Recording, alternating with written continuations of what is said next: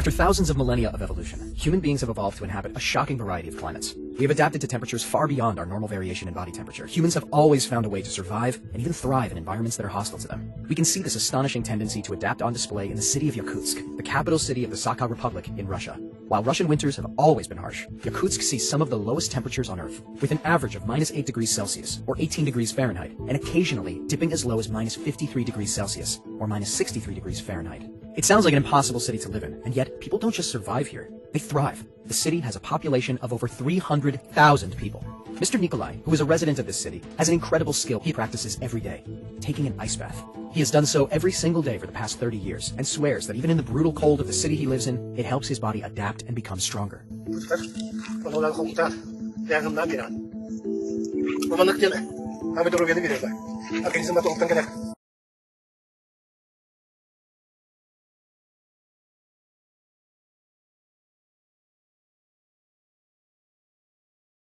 An ice bath is not something just everybody can do, and they probably shouldn't without proper precautions either. It takes grueling daily training. In this video, we see how even a trained professional has to take precautions to avoid cold shock, hypothermia, and even frostbite at the extremities. After manually digging the hole we see in the ground, we see him first wear gloves to keep his hands safe from the cold. It may sound odd, but your palms and soles are some of the key places that radiate body heat, hence this precaution. It is important to enter the ice bath while breathing calmly and regularly to avoid gasping, which in turn can precipitate cold shock. Nikolai is extremely calm and methodical, even as he floats in the icy waters that have already begun to freeze around him. He explains that it is important to relax, to let the ice work its wonders on the body. He explains that the very word that they have for an ice bath means healing ice bath, due to the effects it can have on the body. After he gets out of the cold water into what must feel like the colder air, he even takes a dip in the cold snow around him. He then finishes his ritual by taking a full dip in the icy waters again, taking off his walrus hat to do so. Once he gets out of his bath, he explains that it is essential to immediately put on warm clothes and exercise for a while after. It is now known through research that this works, that ice baths indeed can be beneficial for the body.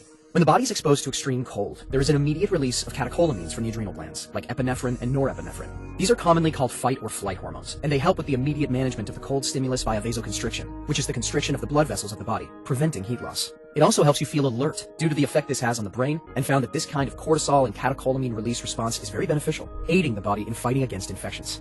In some people, there may be as much as a 2.5 times increase in the levels of the neurotransmitter. They brought in two groups. One group did Wim Hof breathing. The other group did just mindful meditation. Both groups were injected with E. coli. Right? Crazy. Right? Crazy. It's crazy. The meditators got fever, diarrhea, and vomiting. And the people who did Wim Hof either didn't get it or got it to a much lesser extent. The meditators got fever, diarrhea, and vomiting. And the people who did Wim Hof got it to a much lesser extent.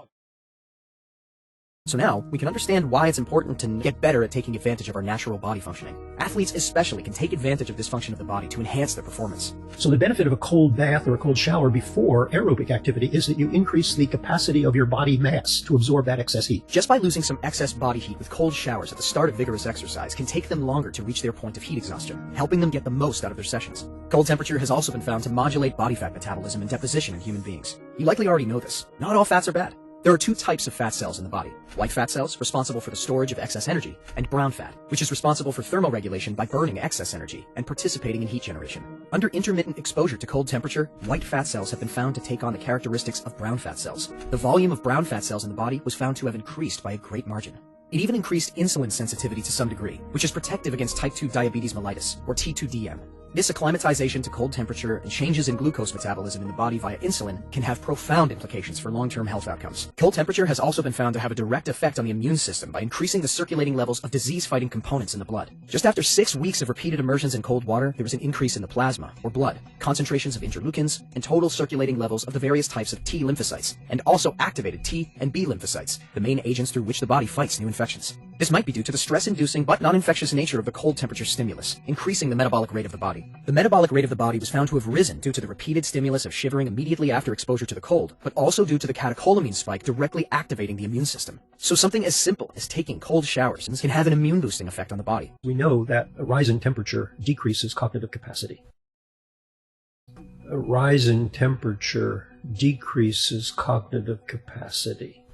Complex cognitive tasks such as decision-making and pattern recognition may be affected in hot weather, making the task of cooling our brains ever more important. Taking away this excess heat directly from the brain by drinking something cool or directly cooling areas near the brain can be majorly helpful when faced with complex cognitive tasks in difficult environments. Exposure to the cold intermittently definitely has multiple benefits.